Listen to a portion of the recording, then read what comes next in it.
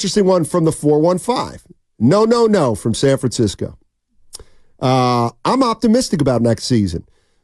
This season had 10 losses. Only 10 losses separated the 1 seed from the 10 seed. Next season, the deck could get easily reshuffled a little bit, and the Warriors could be a 4 seed. Like, to me, 4 seems overly optimistic.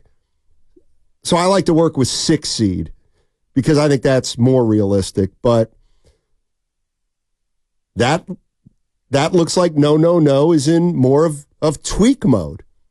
Where are all the other Warrior fans in terms of what this team has to do? Are you more optimistic or less optimistic after watching the postseason for 2 weeks? I do think you have to think more drastically if you want to compete now. I mean, I think that's just the bottom line. Is I think the gap that a lot of people perceived at the end of the regular season, in my opinion, has grown because of the level you've seen from the quote-unquote up-and-comers. Like, I always thought Denver was going to be the team to beat, and I think they still are. But Jamal Murray's a player that has gotten better in the postseason. Jokic remains the best player on the planet in the postseason. Kentavious Caldwell-Pope is a good postseason player. Aaron Gordon grabbed incredibly important offensive rebounds for them and remains a bulldog. Like, that is a team that's stacked. But would OKC rise to the occasion? Well, they just swept a Pelicans team, granted who was down their best player, but they took care of business. Minnesota. Anthony Edwards had, 240 burgers in 4 games against Phoenix? Took out Kevin Durant and beat a Devin Booker who dropped 49 in Game 4? So that's a team that is rising to the occasion. I think those teams have room to get better because of how young they are. I don't know how much room the Warriors feel like they have to get better right now with how they're currently constructed. Hey, I was gonna look this up, and if I'm putting you on the spot, my bad.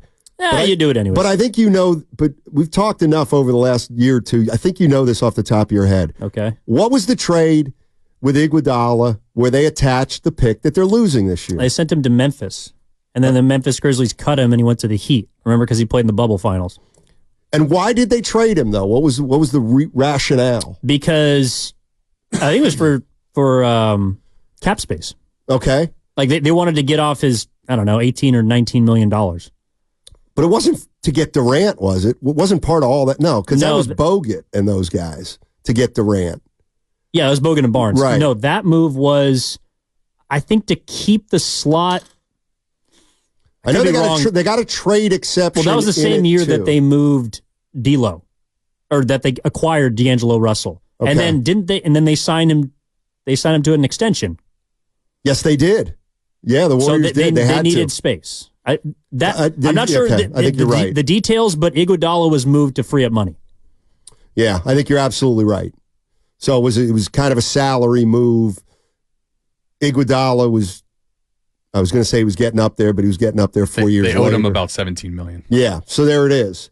So that's why when I look at the Warriors' puzzle in the next 3 or 4 years, the one thing they've got to be sure of and careful of is what they do with their future first-round picks, because their future is so unknown right now. I mean, like, if I'm Mike Dunleavy, like, I don't know. Let me just throw this at you. And I got to throw it at Warrior fans, too. Throw it all over. If you're Mike Dunleavy and you're looking to get this team better,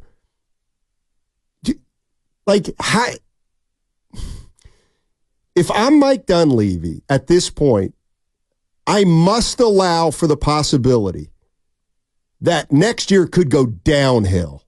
Like, it just could go downhill. Like, and I get it. Every team's one injury away. But like, the way I look at it is, what would be the best case and what would be the worst case? All right, well, I'll tell you what the worst case scenario is. You make moves, you move a couple future picks, and and it all goes downhill. And now all of a sudden, you're at a complete rebuild because maybe something happened, and which is possible with their age. I guess what I'm saying is, to me right now, more than ever, you have to be careful about moving first-round picks as opposed to, well, what about 2 or 3 first-round picks for this guy who's older? Like, I think my general feeling is I'm out on that. I'm out on bringing an older player in here and moving 2 or 3 first rounders in the future to see. Now, if they do that, I would understand, but I would say I don't like that at all. Well, I think that's the rock and the hard place is in order to get better and to put yourself back into title contention, you're probably going to have to move first-round picks. I think. You're going to have to do it more quickly. To do it this summer. Oh, this summer. Okay. We're talking about LeBron James, Kevin Durant, Paul George. Like you're going to have to attach something, maybe not to George because he's a free agent, but you're going to have, if you want to get KD, you're going to have to attach picks. If you want to get Brandon Ingram, if you want to get Miles Turner, if you want to get Lauri Markkanen, you think the Jazz are not going to ask for first-round picks? Well, I'll say this. Like, there's a little difference there. Like, and I'm not, I get it. Brandon Ingram's not in the, I would be more willing to do it for a Brandon Ingram who's younger than a LeBron James, a Kevin Durant, or, I'll use Paul George, even though I kind of like Paul George. Yeah, because you have more control over players that are closer to their prime. Right. 888-957-9570 is the number. We're talking about the Golden State Warriors and how they fit in to the hierarchy of the Western Conference right now. And this is from the 831. And listen, to me, one of the most difficult things about the Warriors, and I was just thinking about this laying in bed last night. Well, what are they? Are they a 46-win team or are they a 10 seed? Yes. Unfortunately, they're both, in a way. Like, they're a 46-win team. You know what? We can work with that. We won 46 games. We can work with that. And I guarantee you, Mike Dunleavy, if you say 46 wins, yeah, we could, things could go break our way and we can make a good move or they could get to 50. But then you're a 6 seed or maybe a 5 seed. Like, well, so what, like the cold hard reality though is 9 teams are better than you in one conference right now. But you did win 46 games. Like, I get the difficulty in assessing kind of which way you look at it, even though you're right. You got to look at it both ways. Well, but Steiny, the way you have to, I think the choice you have to make about how you look at it is, do you look at your team and how good you can be? Or are you viewing yourself in reference to the rest of the conference? Because if you are saying, and I think they were relegated to this mindset at the end of the year because they were so far back in the standings, you can't really look up. You're not trying to catch them when you're just trying to play good basketball. But the 27-12 that they played over 39 games, right? They were playing the best version of Warriors basketball. Okay, so how can we do that? That, to me, is how the front office has to approach this offseason. How can we extract the best out of our roster? And 46 wins or 48 or 50, wherever it falls. Right. I mean, you can't say we're not as good as OKC, so we're just not going to try. Or, Minnesota or Denver, whoever it is. But I think that and again, back to how drastically you're looking at the changes that are necessary for this team, I'm saying I need 2 new starters next year. And it's because either Clay is coming off the bench or he's not on the team. And I think it's because, again, I'm trying to trade Andrew Wiggins. I need 2 new starters of your 5 next season. And that's a lot to ask. But that's how drastically I'm looking at the Warriors while I'm watching these first-round playoffs. This team needs to get better, both because it has a higher level to reach and the Western Conference is really competitive. And I think that means that 2 out of the starting 5 from this season, we even saw Looney, who was a starter day 1 of this past season, go. So now I'm assuming Trace Jackson-Davis is the starting 5 moving forward. Right. Steph Curry, Draymond Green, TJD. Those are my 3. The other 2 are question marks right now.